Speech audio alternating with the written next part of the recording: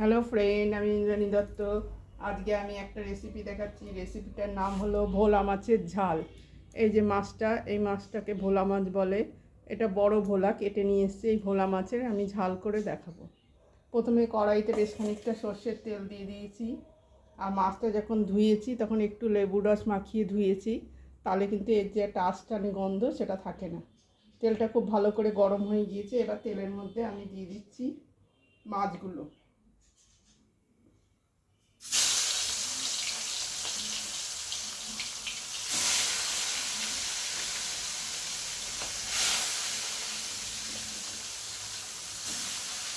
চার টুকরো মাছ আমি দিয়ে দিচ্ছি।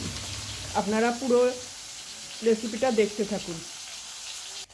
আমার মাছগুলো ভাজা হয়ে গেছে। মাছগুলো কিন্তু এর থেকে বেশি ভাজা যাচ্ছে না। এই খুব নরম ধরনের মাছ, এর থেকে বেশি ভাজতে গেলে ভেঙে যাচ্ছে। তাই মাছগুলো মোটামুটি হালকা করেই ভেজে নিলাম।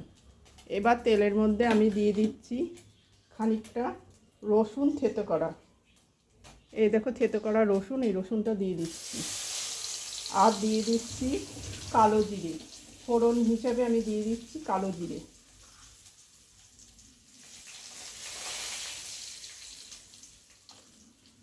এবার আমি আরেকটু তেল দিয়ে দিচ্ছি,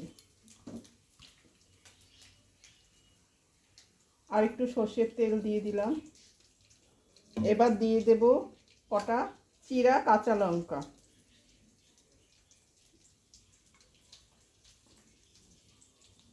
এই দেখো কটা চিরা কাঁচা লঙ্কা দিয়ে দিচ্ছি। এবার দিয়ে দিচ্ছি খানিকটা, বেশ খানিকটা পেঁয়াজ কুচি।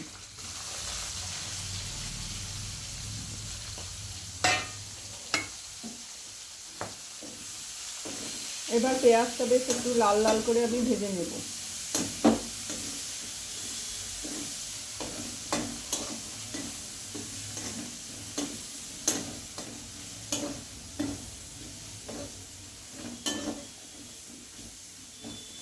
পেঁয়াজটা একটু লাল লাল করে ভেজে নেব।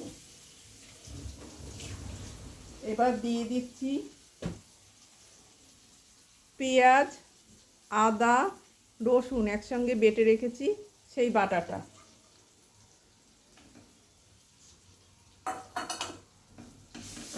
এবার এইটা দিয়ে এই পেঁয়াজ ভাজার সঙ্গে খুব ভালো করে কষাবো।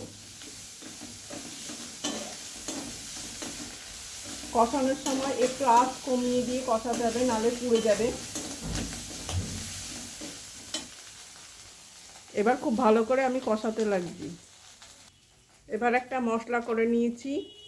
এখানে আছে জিরের গুঁড়ো, ধনের গুঁড়ো, লঙ্কার গুঁড়ো আর হলুদের গুঁড়ো। এই সবগুলো সামান্য একটু জল দিয়ে গুলে নিচ্ছি। এই মশলাটা দিয়ে দিচ্ছি, নিয়ে আবার ভালো করে এটাকে কষাচ্ছি। যত ভালো করে কষাবেন তত কিন্তু এর টেস্ট হবে।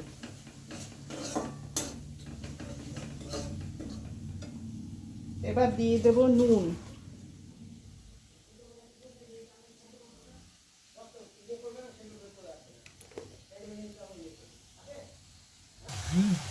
এই দেখুন মশলাটার থেকে আমার তেল ছাড়তে শুরু করেছে। এবার আমি দিয়ে দেবো একটু টমেটোর সস। আমার হাজব্যান্ড যেহেতু টমেটো খেতে ভালোবাসে না, তাই একটুখানি টেস্টের জন্য দিয়ে দিলাম টমেটোর সস। আপনারা ইচ্ছা করলে এখানে খানিকটা টমেটো ব্যবহার করতে পারেন। আবার এটাকে ভালো করে নাড়িয়ে নিচ্ছি। এবার দিয়ে দেবো জল। জলটা কিন্তু খুব বেশি দিলে হবে না, এই ঝোলটা গা মাখা মাখা ঝোল হবে।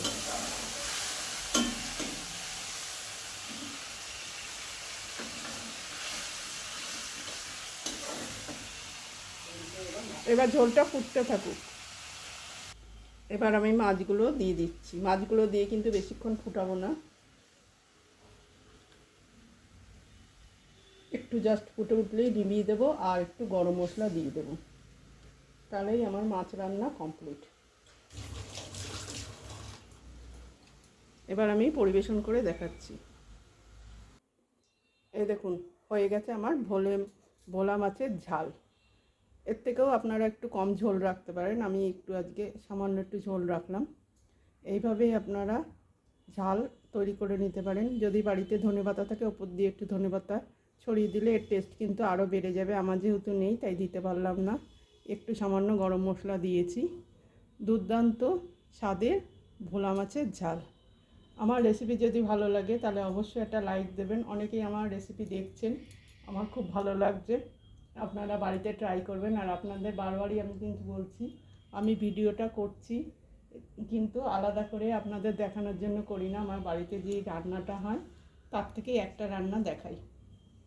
সেজন্য আপনারা নিশ্চিন্ত মনে আমার রান্না ট্রাই করতে পারেন।